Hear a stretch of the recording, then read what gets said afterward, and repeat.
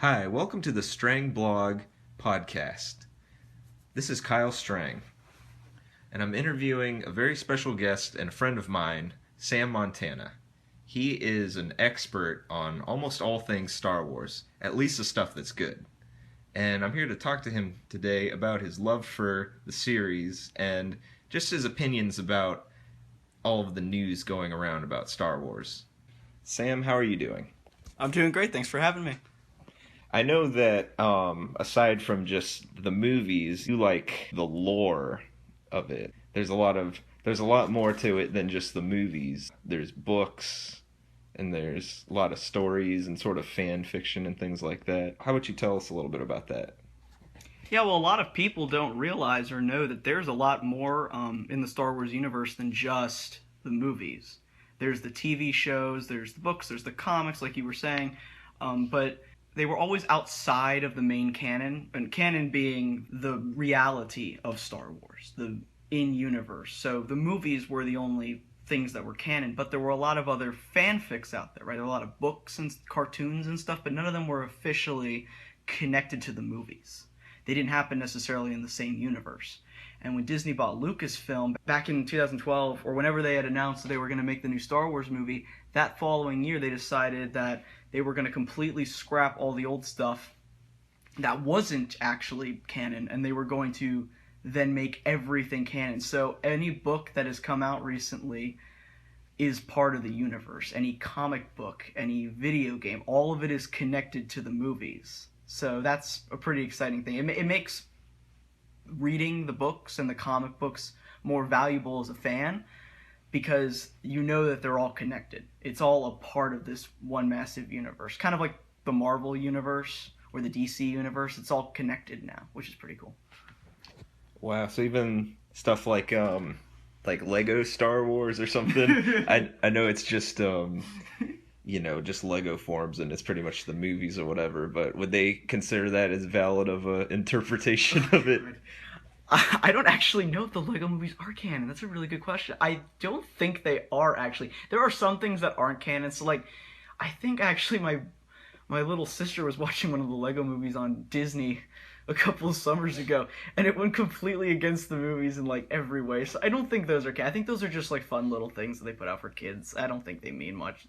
Almost like a YouTube video, but all the comic books and the books are definitely canon. We know that. The video games, they're something like Battlefront, which doesn't really have a linear story, isn't necessarily canon. It takes place in the canon universe, but it isn't canon itself. So the planets and the battles are canon, but the events are not necessarily canon, if that makes any sense. What decides what outside of the movies would be more canon?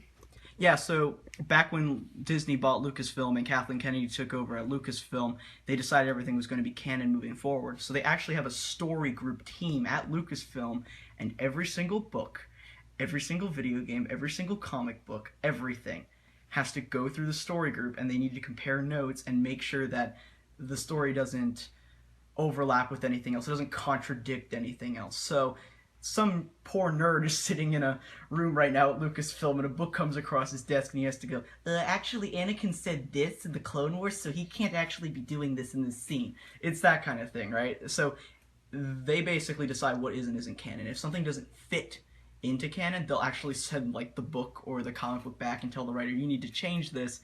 This doesn't make any sense within the universe we've established. So it's all very connected now. It's very controlled. It used to be where things would contradict each other all the time. It happened tons before Disney bought Lucasfilm, because it didn't matter. Nobody was really keeping track of it. It was a giant mess, which is why they actually decided to throw all that away and just start over with the comic books and stuff. So now that Disney has bought Lucasfilm, they've also bought Marvel, and soon they're going to be buying Air and Basic Elements. Earth, water. They're going to be buying the universe. The sun. They're going to buy the sun. Yeah. Your soul. Do you think, since they have control of it, that they would always be in the right head to sort of keep these properties, these loved properties, separated? Or you think somewhere along the lines you'd see Mickey Mouse with Luke Skywalker and Spider-Man? Would they just forget any line of ethics to that.